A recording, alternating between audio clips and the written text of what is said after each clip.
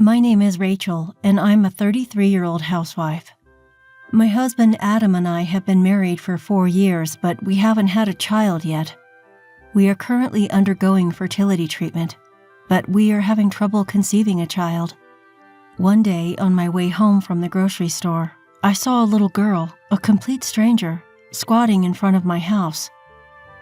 I wondered why she was out on such a cold midwinter day without a coat, so I called out to her. I said, "Hello, are you waiting for someone?" "Well," "Can you say your name?" "Selena." "Your name is Selena. Okay. Where's Mommy?" "Mommy, she went somewhere." "I see. Are you lost? Can you say Mommy's name?" "Mary." "Mary, you mean—" "Mommy told me to give you this." Selena held out a piece of paper to me. I opened the letter with a trembling hand and found only the words, "Take care of this child for a while." "No way. Are you Mary's daughter?" Apparently, the sender of this letter, Mary, is my older sister. Mary left home when she was 20 years old and never returned to our house. It's been like 17 years or something. Since she was a teenager, she repeatedly ran away from home, got in bad situations with men, caused financial trouble, caused us a lot of trouble. My parents and I were worried about her life, but we had no idea she'd had a child. "What time did your mom say she would pick you up?" "I don't know. Mommy always plays with men who I don't know and doesn't come home until morning." "What? Really? Okay then, where's your father?" "I don't have a daddy." "You don't have a daddy?" "Mommy told me to stay at this house for a while because you're her sister." "I see." I took her hand and led her into the house, for the time being. She was really cold and shivering. I wonder how long she had been outside. Mary was always a selfish sister with no sense of responsibility, but I never thought she would do this to her own child. I wanted to have a child, but I couldn't. I felt a surge of anger toward Mary. Pushing these feelings aside, I turned on the stove and wrapped Selena in a warm blanket. "Selena, are you hungry?" "I'm hungry. I haven't eaten anything since yesterday." "You haven't eaten anything?" "I'll bring you some food right now. Just a second." I heated up the pumpkin soup I made yesterday and fed it to Selena right away. It was the first time she had ever drunk pumpkin soup, and she drank a lot of it, and it seemed like she really liked it. "Delicious. This is delicious." "Really? I'm so happy. Have as much as you want." Selena told me it was delicious to the point of overdoing it, and I felt sad when I saw her expression. I am sure that Selena was going a little over the top about how good it tasted. It seems like she wanted to make me feel good. I wondered what kind of life she usually had. I felt it was too much to ask Selena, so for now, I decided to cook her delicious food until she was full. I fed her fried chicken, an omelet, and rice, and she ate them all, saying they were delicious and tasty. Selena seemed to be completely full, so I suggested that we take a bath. It seemed that she hadn't had a bath for a few days, and her hair was greasy. "Selena, how about a bath?" "A bath?" When I said that, Selena's face seemed to tense up for a moment. "You don't like taking a bath?" No, I don't mind." "Are you sure? Then I'll get you something to wear as pajamas." I hurried to the bedroom to pick out some smaller clothes and went back to the living room. But when I entered the living room, for some reason, Selena was not there. I heard water running in the kitchen, so I peeked in and saw that Selena stuck her head in the kitchen sink to wash her hair. "What are you doing? That water is so cold." "What? You'll catch a cold." "I'm sorry." "You don't have to apologize." "Oh, you're so cold." I wrapped Selena in a blanket and took her to the bathroom. She was so surprised and wide-eyed. "That's amazing!" "What?" "It's just like the house I saw on TV." The house where Selena lived apparently did not have a bathroom. Seemed like Mary had made Selena wash herself with cold tap water from the kitchen because she thought warm water would be a waste of gas money. Tried to hold back my tears as I undressed Selena and gently placed her in the bathtub. "It's so warm. Are baths always this warm?" "Wow." "It's nice, huh? From now on, you can take a bath every day." "Really? I'm so happy." I warmed Selena's body in the bath and helped her get clean. Her hair was a bit tangled up, but I gave it a treatment to make it more manageable, and she was back to her lovely girl self. I dressed her in my loungewear, and while we were relaxing on the couch in the living room, Adam came home. "I'm home." "Welcome back." "This must be the girl you told me about." "I'm sorry." When Selena saw Adam, she shrank back as if frightened. "It's fine. This man is my husband. He's a kind man, so you don't need to be afraid of him." I explained the situation to Adam again. "What the hell? That's unforgivable. Can we keep her at our place for a while?" "Of course. How could she do that to such a small child?" Adam and I finished talking and returned to Selena, who was curled up in the living room. And I started talking to Selena. "Selena, like I mentioned earlier, this man is my husband, Adam. Please call me Uncle Adam." "Good evening. The three of us will be living in this house for a while. Is that okay with you?" Is it okay if I stay here?" "Of course. And after we get settled, you'll go to elementary school." "I've never been to school." "You've never been to school? What about kindergarten?" "I've never been to kindergarten because I'm no one." "What?" "I can't go to school." "What do you mean by no one?" Selena, since she was still a small child, didn't know the details of the situation, why she was considered no one. She didn't want to talk about it. That day, I decided to let the conversation end there and let Selena just rest. The next day, I reported this to my parents. They immediately came to see me. They said, "Hello, Selena. We are your grandfather and grandmother." "Grandma and Grandpa?" They hugged Selena, crying. She was puzzled, but she seemed to be happy. It was as if she did not know that she had grandparents. After that, I asked my parents to watch Selena and went to City Hall to obtain Mary's family register. When I checked, I found that Mary was unmarried and there was no mention of any children. It seems that Selena's birth has never been registered. She was a non-existent child who never received an enrollment notice for elementary school. So that's what Selena meant when she said she was no one.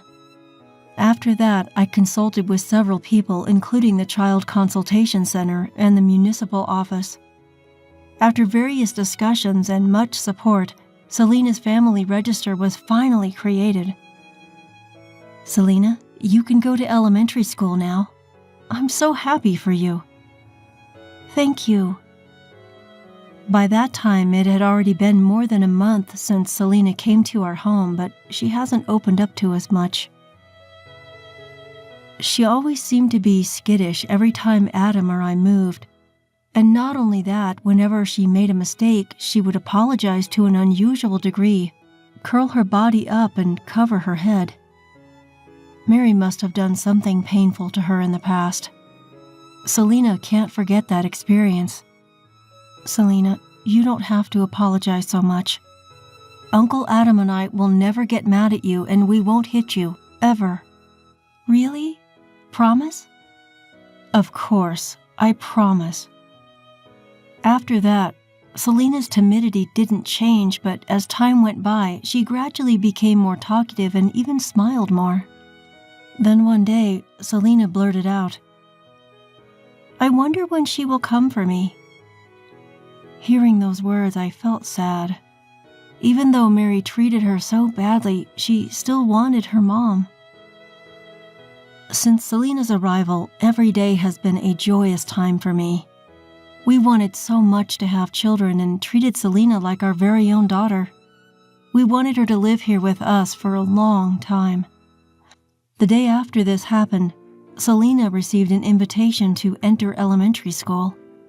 I was relieved that I would finally be able to give Selena the same school life as other children. Now that that's decided, we need to get her ready to go to school. We need to buy a school bag, stationery, and lots of clothes. What? Selena, let's go shopping today for new clothes and stuff. I can get new clothes? I've already got some clothes. It's okay. This isn't enough. If you go to elementary school, you'll need more comfortable clothes. Then I'll accompany you as the luggage carrier. Selena and Adam and I went to the shopping mall and got her everything she needed for school. I was having so much fun preparing for the school entrance that I ended up buying a lot of clothes, stationery, etc. The three of us were laughing and saying that we had bought too many things as we headed home. Then, to my surprise, I saw Mary standing in front of our house. Mom? Sis? Oh, welcome home. It's not welcome home. What the hell were you thinking? How dare you come here? Hey, calm down. Don't yell at me, it's just pathetic. Who do you think you're blaming for all of this? First, you need to apologize to Selena. Oh, Selena. Mary only took one look at Selena but didn't even make eye contact with her. What are you trying to do? Well, we can't just stand here talking, so let me in the house. I'll do it even if you don't tell me. Let's go, Selena. Anyway, I decided to let Mary in and ask her what was going on. Is this guy your husband? He's a nice guy. Nice to meet you. I'm Adam. I don't know how to say this at our first meeting, but you are an unfit parent to treat your child like that. You are so cocky, my brother-in-law. You're a stranger. You can't talk to me like that. I don't care about that. You didn't even feed her well, did you? How could you do such a thing to your own child? Single mothers have a hard time. I raised her well. You have no right to complain. You said you raised her well? You just neglected her. Mary was deeply annoyed at being blamed by Adam and me. Her inability to recognize what she had done left me scratching my head and wondering what the hell we were all thinking. I asked Selena how she felt about seeing Mary, and she seemed to be unable to look at Mary directly. Like the same as before, she shrunk and shivered. I assumed originally that she missed her mother, but I sensed that perhaps this was not the case. While I was thinking about it, Mary opened her mouth. She said, "You guys don't have kids, do you?" "No, but so what?" "I'm going to give you this child." "What?" "I've raised her through the toughest baby years of her life. You'll be lucky to have an older kid now." Do you even know what you're talking about? I know what I'm saying. I'm saying that I'm going to give you poor, childless people a little kid. You're disgusting. Unbelievable. Oh, so you don't want her? I'm not going to give her back to you, even if you ask me. I made a family register, and she is going to elementary school next month. I will make her happier than she was when she was with you. Oh, you made a family register? Of course I did. Why didn't you file a birth certificate? Because if I did, they would know I have a child, right? I didn't want to mess with the family register. For such a selfish reason? She was not allowed to go to kindergarten or elementary school because of that. There's nothing wrong with not going to school. It's just called active truancy. It's not worth talking to you. Apparently, Mary had broken up with Selena's father before she gave birth to Selena without registering with him. Mary left Selena alone so many times in order to date guys. pretending to be unmarried and childless so that she can marry a new man and raise her kid. I said, "We'll take Selena. Don't come see us again." "Then 10 million. I'm giving you a person, so 10 million is a small price to pay, right?" "What are you talking about? You're going to sell your daughter for money?" "Of course I'm going to sell her for money. I'm not going to pay you. Selena is a human being." When I refused, Mary said she would take Selena home with her. She said, "Then I'll take Selena with me, lock her up in the house again, and have her wash her body with cold tap water." "I won't let you do that." "Okay, 10 million. "Okay, well, I can't get it for you today, so you'll have to come back later to pick it up, and I'll keep her here until then." "Well, that's okay. I don't want to be bothered with her anyway." I had no intention of paying, but I lied quickly to keep Selena from being taken away. Mary might come back to take Selena again. From that day on, Adam and I thought about what we could do, and before taking action, we decided to check Selena's feelings. "Selena, do you want to go back to your mommy?" "I don't want to go back. Mom scares me. She always bumps into me and says all kinds of mean things. I don't want to go back." "I see. The other day you said you wondered when your mother would come for you, so..." "That's because I thought that if Mommy came, I'd have to go back to that house. I wanted to stay here forever." "I understand. Then I'll do my best for you to live with us from now on." Having confirmed Selena's feelings, we decided to first investigate Mary's background with an investigative firm that Adam knew. It was then we found out that Mary was now engaged to an elite lawyer. We came up with a plan and began working behind the scenes to keep Mary from finding out. A week later, when everything was ready, we lied to Mary and told her that we had the money and we were ready to meet. On the day of the meeting, I invited Mary to my house. I asked my parents to come and take care of Selena during the meeting. She asked me, "Do you have the money ready?" "I won't give you Selena, and I won't pay you either."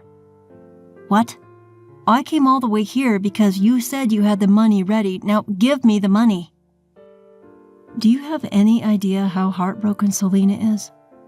And then you end up selling her for money? Unbelievable. How I raise my kid is none of your business. Children grow up even if they are left alone. You just don't understand because you don't have kids." "You didn't tell your boyfriend that you have a child, did you?" "Of course not. He's an elite lawyer and we're getting married next year so we can live happily ever after. Don't bother us, okay?" "What would he think if he knew what you just said?" "What?" Then Mary's boyfriend, the elite lawyer, opened the door and walked in. He said, "Don't tell me what you just said is true. Did you lie to me?" "What's going on? Why are you here?" "You said you were unmarried and childless." "I've never been married. I just happened to have a child by mistake." "By mistake? What a horrible woman. Unbelievable." "Don't say that." "I was almost married to you without knowing you cheated on me. Of course, I'm breaking off the engagement. You cheated me, so you'll have to pay me alimony." "Broken engagement? Alimony? Wait a minute, please, don't leave me." "Shut up.